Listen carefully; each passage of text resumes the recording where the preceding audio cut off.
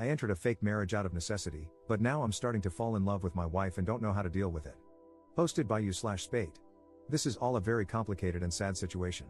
About 4 years ago, my wife and partner of 8 years passed away due to complications after the birth of our second son. I was deployed at the time and completely devastated. After flying home, I felt that nothing would ever make me happy again. My sons are great, now 6 and 4, but overwhelming, so I asked a sister of one of my Marine buddies, Cass, to help out. She had been friends with my wife, but not close friends, and she agreed in exchange for a place to stay. At the time, Cass was only 20 years old and in quite a bit of debt due to her extremely abusive ex-boyfriend, whom she had finally left about 3 months earlier. During the first few weeks of her helping out with the boys, she asked to borrow money to see a doctor due to shaking hands. She had no insurance. I happily obliged. She was an angel, doing all the cooking and cleaning and keeping my young family together. It turned out that she had developed some sort of neurological disorder, probably brought on by repeated abuse. At the time, it seemed simple. I had good insurance, she needed healthcare, I never thought I'd be able to move on from my wife, and she was afraid of intimacy. I agreed that I would marry her but keep our relationship platonic. She promised not to burden me with her debt, and we had a prenuptial agreement and all. I know that this is fraud of the government, hence the throwaway, but we were both so damaged and needed somebody, even if not intimately. The past 3 years have been about as good as expected, if not better. Cass is great, better than great. She keeps the house spotless, has food ready every night when I get home, and has been working overnights as a baker and has almost paid off her debt. Her condition has improved greatly as well, thanks to the excellent medical care she received. With the boys, she is a saint. She tells them about their mother, shows them pictures, takes them places for fun, and even taught them how to read. Of course, the 6-year-old just finished kindergarten, but my 4-year-old is going to be the smartest kid in his class next year. Sometimes, the 4-year-old calls her mommy, but she shushes him and reminds him her name is Cass and that mommy is the angel whose picture is above the fireplace.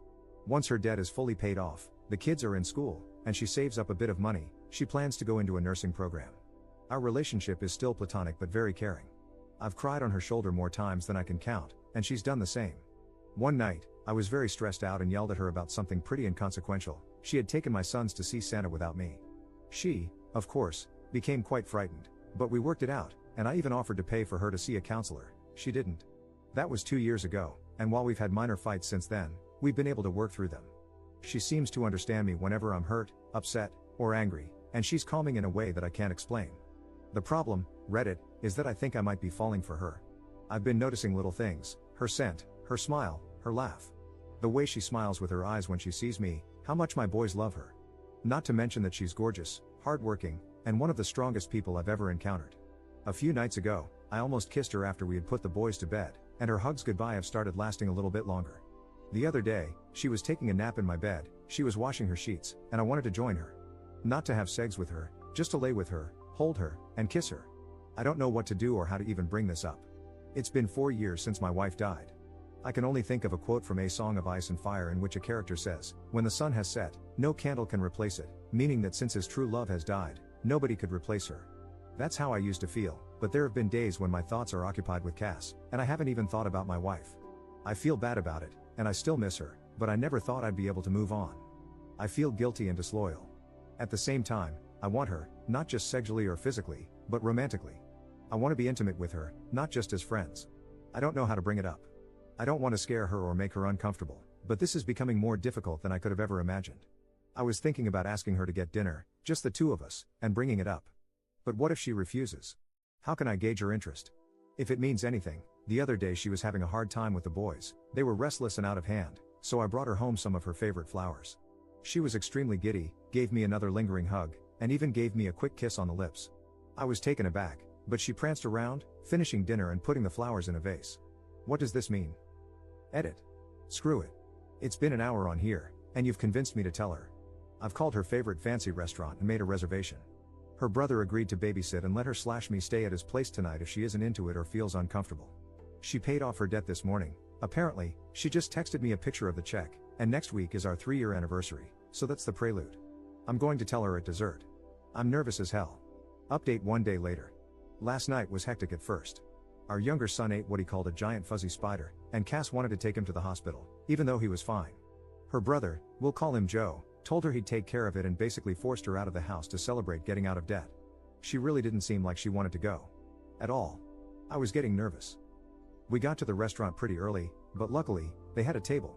She ordered wine, which was odd because she hasn't drunk much since breaking up with her ex, but I figured it was a time to celebrate. We made small talk for a while, but it felt forced, and I knew I had to tell her soon. Before the entrees even came, I said I had something to talk to her about. She didn't smile and told me, "I know." Joe told me. My goddamn heart almost stopped. That prick. I hurriedly told her I was so sorry, that I didn't want her to find out that way, and I had wanted to tell her myself. She shook her head, frowned, and said it was okay. She just wanted me to be happy and said I deserved it. I told her I didn't want to stress her out or make her uncomfortable, but I needed to tell her and see how she felt, and that it was completely up to her. She gave me a look and said that, actually, it was up to me, and I should just do what made me happy. She mentioned she was probably going to move out after her program ended and promised to stay out of the way until then. That's when I realized something was off and asked what the hell Joe had told her. She said he told her I wanted to take her out to dinner to tell her I'd started developing feelings for a girl and wanted to ask her permission to ask this girl out. It was then I realized Joe had set me up for the most climactic pickup line ever to exist. Our entrees came, I had shrimp and pesto gnocchi, and she had crab legs, for you detail lovers, and I explained that, yes, I'd started developing feelings for a girl, I just didn't want it to mess up what we had. She said it wouldn't mess anything up, that she still loved the boys, and that she'd take care of them in the house. I then explained that I wasn't going to ask the girl on a date, though, and she asked incredulously why not. Then I dropped the smoothest line I've ever dropped, because I'm already on a date with her. Right? Thanks, Joe. He must have known about the movie I had planned and really wanted that line. She gave me this look, the same one she gives my sons when they say things like, "I'm going to the mall by myself," or "I have a girlfriend named Tammy." Then she looked away, smiled, shook her head, and asked, "Really?" I nodded and told her I cared about her more than anybody else alive, other than my sons, that I loved our family, and that I'd fallen in love with her. She took a drink of wine, rolled her eyes, and said, "About freaking time, Alex." I'll never forget what happened next. Maybe it was a faux pas, but I leaned across the table and kissed her, spilling her wine. But neither of us cared, and we kissed for about a minute before she told me to get off her before her crab legs got cold. She was joking, but not, you'd have to know her. After leaving the restaurant, we got ice cream, sat around, and kissed some more before heading home. Joe was sitting on our couch watching one of those VH1 dating shows with a crap-eating grin on his face. Cass ran in, screaming at him that he ruined everything and that she was going to have to move in with mom now. We let him believe it for about 5 seconds before bursting into laughter. He shook my hand, told me the boys were sleeping, and left.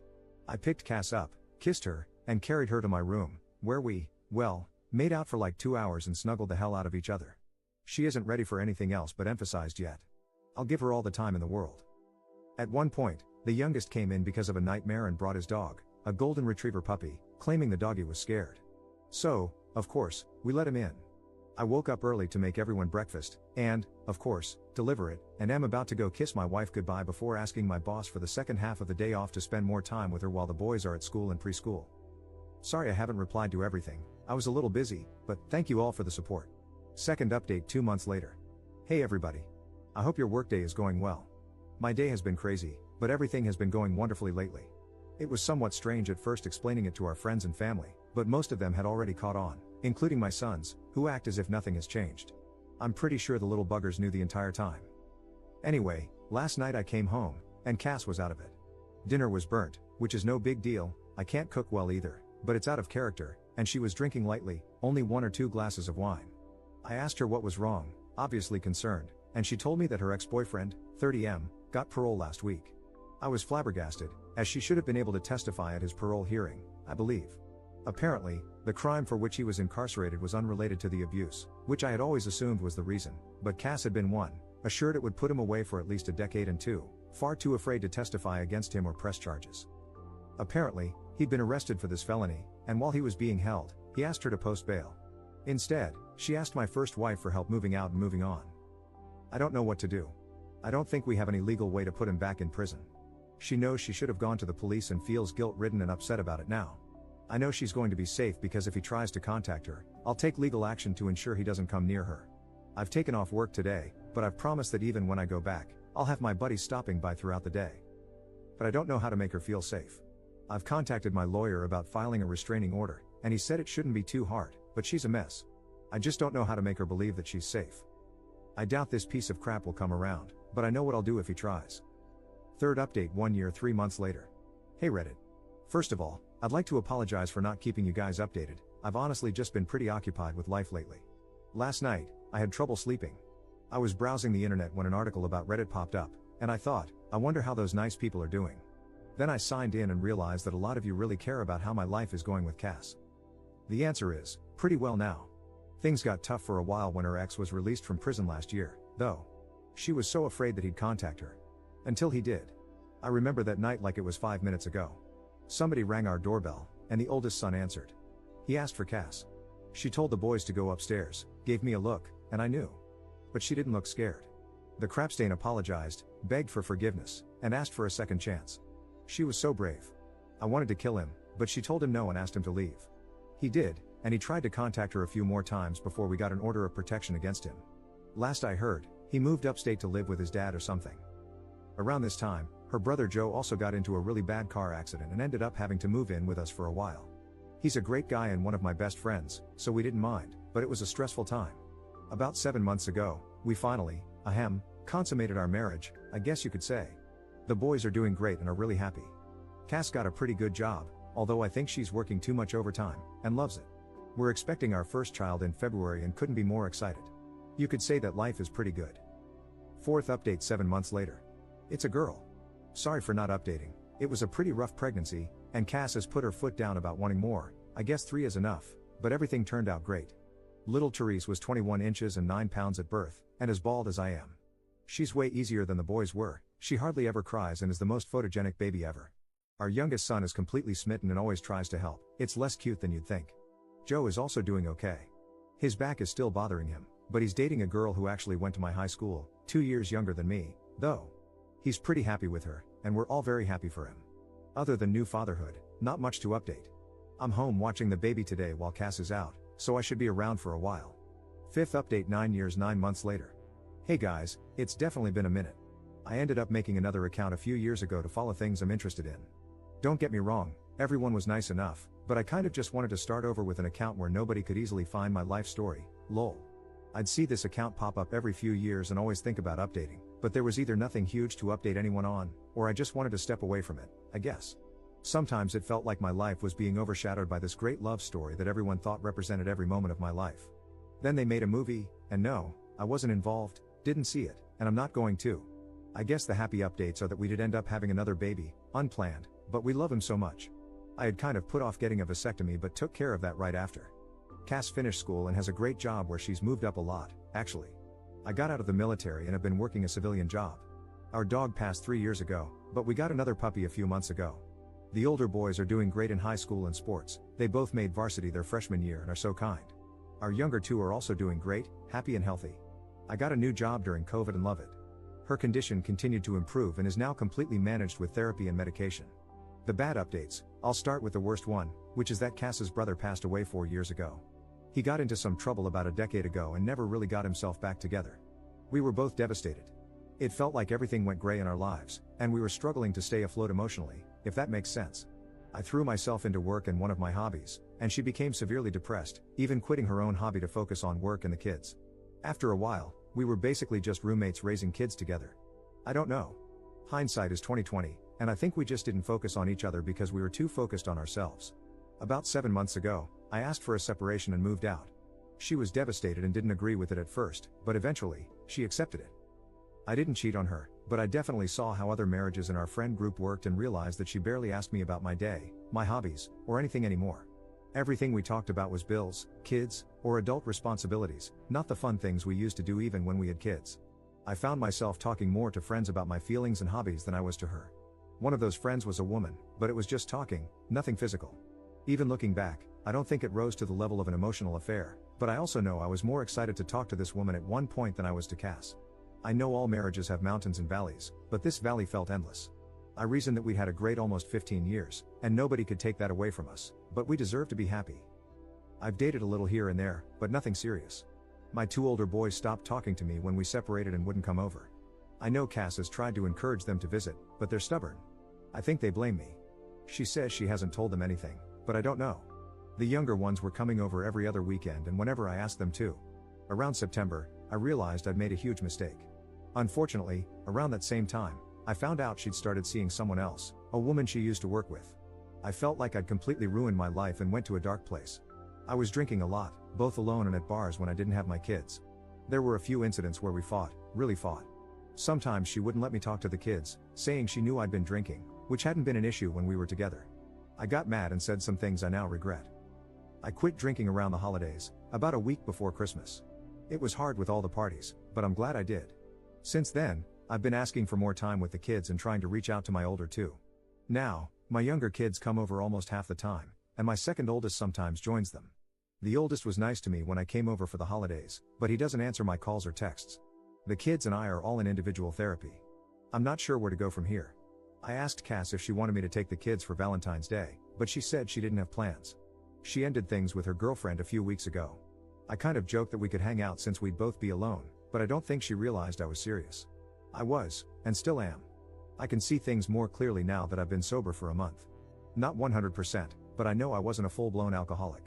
Still, binge drinking is just as bad. I'll have 1 or 2 beers socially now, but no more, and I never drink alone.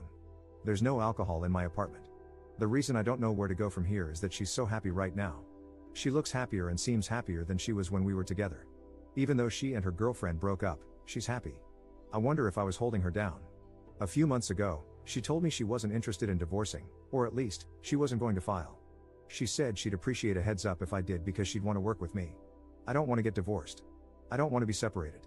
I don't want to live in this stupid apartment anymore without my kids or my wife.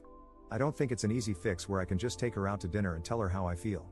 I've thought about asking her to join a therapy session with me, or even suggesting couples counseling, but every time I want to ask, I hesitate. I guess I'm afraid of her saying no. Now that she's single and I'm sober, I think she'd be more likely to say yes, but if she doesn't, I'd be crushed.